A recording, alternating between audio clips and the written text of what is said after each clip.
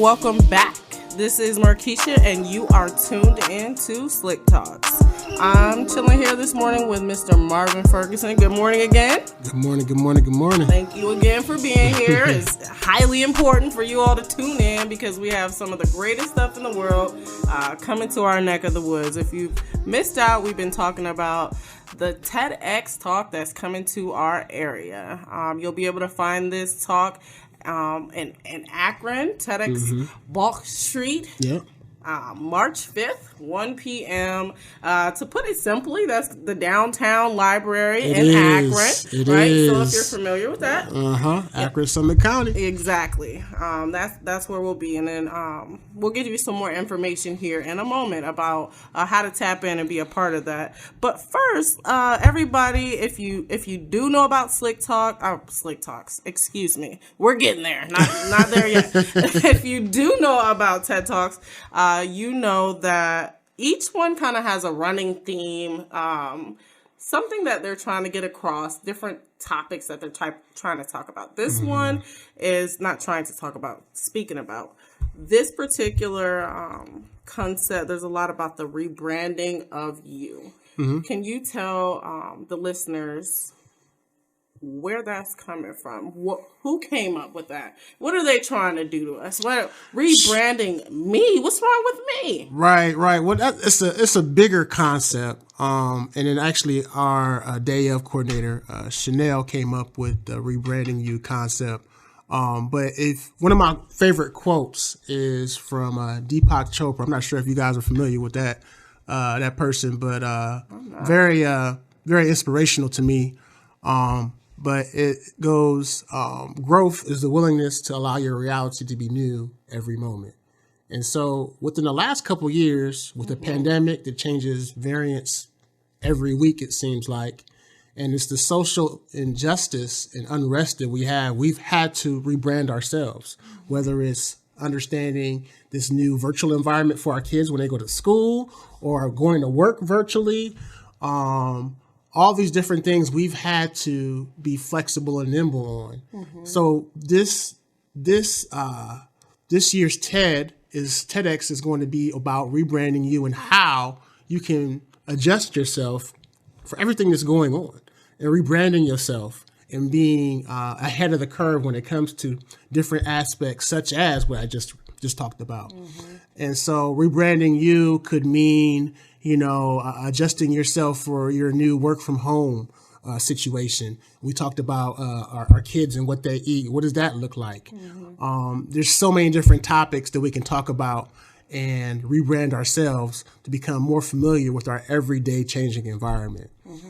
So that rebranding you concept isn't just about, putting on some new J's or, getting your hair did or getting that new makeup. It's about rebranding your whole person, your whole energy. Are you sure? For sure. I thought I just needed someone. Nah. Oh, okay. No. You're going to come out and check it out. Yes. Internal change. Total change. Yeah. Physically, mentally, and spiritually. There you go. Yeah, because that wellness wheel is important.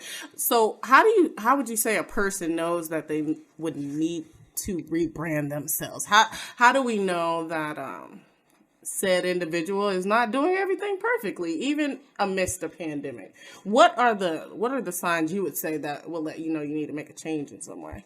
I mean, you will have to know that in your own time, because everybody around you in your circle can say, hey, you need to work on this.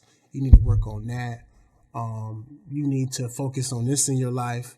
However, until you come to that realization where that matters to you or it's a priority for you, you're not going to move. Because if you move on somebody else's time, it's not going to be in the right time. You know what I mean? And so you ask the question, when do you know? You'll know when you're ready to do it. There may be circumstances. There may be things that happen to jolt your body or your memory to say, hey, look, like I need to change some things in my life. And like I said, it doesn't have to be anything dramatic. It can be anything from, kind of just realizing your family, being more close with your family, or being a better person at your job, showing up better for your friends. Rebranding you doesn't mean you have to do a whole different change about your whole aura. It's about just changing some things, being able to focus yourself on what's going on in our environment. in 2021 and 22. So rebranding you, come out, you'll learn something, you'll be able to take something home. It's going to be a great event. Absolutely. You know? I think so. I want to ask you, at what point in time in your life personally did you know you had to rebrand you? And obviously, like you said, different aspects, probably done over and over in a person's lifetime. Can you give the people an example when you had to do that, what that looked like, and how you did that? You know what? I think we rebrand ourselves all the time. And then, I'll share a personal situation. I just lost my aunt probably about 2 weeks ago. And so that was hard. Yeah. My aunt was almost like a mother figure to me. My mom passed in 2004, and so she took on that title. Mm-hmm. And so what rebranding me meant was I'm going to always share how I feel with somebody, minus any type of, if I have any vulnerability that may come up with that. So if I'm saying like, hey, like, I like your fit today, I'm not going to sit here like, man, I wonder how she going to take if I say this to her. Hey, you look nice today. Mm-hmm. I'm going to let that out. I'm going to let you know how I feel. Because tomorrow's not promised. Hey, I like we that. Never know, what's going to happen. Mm-hmm. And so I want you to know how I feel about you today. Right. Because I may not get that chance tomorrow. That's deep. And so when we talk about rebranding you, anything can happen to change that little aspect about myself could go a long way. You know what I'm saying? Mm-hmm. And so there's been many iterations of that in my life. Absolutely. Where things have happened. And it just opened my eyes of how I need to kind of show up in the world and show up for my people. And so, those are just some examples, but everybody has their own examples. You know what I mean? You have your own examples. You know what I mean? My man over here has his own examples. Absolutely. You know what I'm saying? Shout out to over there. We all got examples. Absolutely. So. All right. Well, that's deep. That's even deeper than I thought, right? So many different ways that a person could even conceive of rebranding themselves. For sure. That's almost like a rebranding of your moral compass, of your existence on this earth, and how important it is beyond status or money or just the importance of human contact and being grateful. Like, okay, so like we said, it's not just your clothes, it's not just your money. Right, There's so many different ways in which a person, that's probably more even spiritual, right? A spiritual aspect of rebranding. So now let me ask you this. Yep. What was a time in which, not even necessarily that you failed, but a lot of people fail at this. Mm-hmm. A lot of people attempt to rebrand themselves, change, because to me, rebranding yourself, right, that's kind of like, sense. It's like stopping a habit, right? Yeah. Changing something that you've been doing. Mm-hmm. And that's tough. As a human being, that's when a discipline is required to do something like that. Mm-hmm. So why is it that you think, even statistically, most people fail at attaining goals, rebranding self? What's the biggest enemy of doing this here? Yeah, for sure. I think that one of the biggest barriers to people being successful is that they're their own type of, they don't forgive themselves, right? Yeah. And so what I'm not saying is if I told myself I'm not going to eat any more Oreo cookies for the rest of my life, and I slip up in a situation, with my daughter, and we enjoying the movie, and she eating cookies, and I slam a cup like, dang, I wasn't supposed to eat it. Like, it's not the end of the world. We have to give ourselves credit and grace, right? So it's a two-way street, giving yourself credit and grace and then making sure that you're having discipline. And so having discipline, if I knowingly say like, dang, I know I ain't supposed to eat these cookies, but the mug look good, then I snatch one, right? Then I've evaded my discipline. Mm-hmm. But if it happens, okay, well, I know that I'm not supposed to do this, but I'm going to give myself some grace. I fail at that a lot, giving myself grace. Mm-hmm. I will put 1,000 things on my calendar to do for the day, knowing I can't get those things done, knowing I can't. I'm like, I might be able to.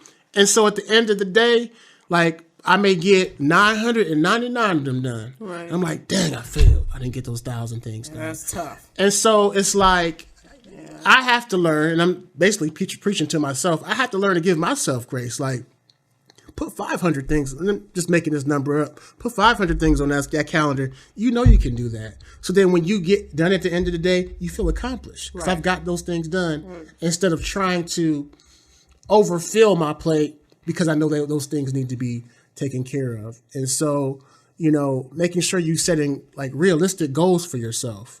And then when you achieve those goals, like celebrate yourself. Like, dang, I got that done today. Right. You know what I mean? For me, like when I get something done, I'm on to the next. Right. Sometimes it's hard to like people ask me like, well, how do you do so much? And I'm like, what you talking about?